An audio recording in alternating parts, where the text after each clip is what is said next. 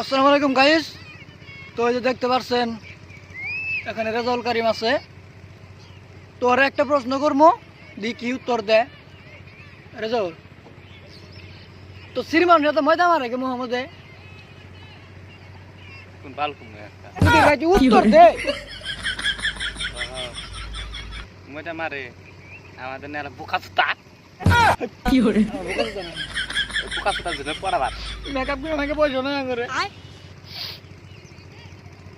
ঠিক কইছি না কোন বাল ঠিক করলি তুই? ভালো করে ক কি নাকি ময়দা মারে বেশি করে?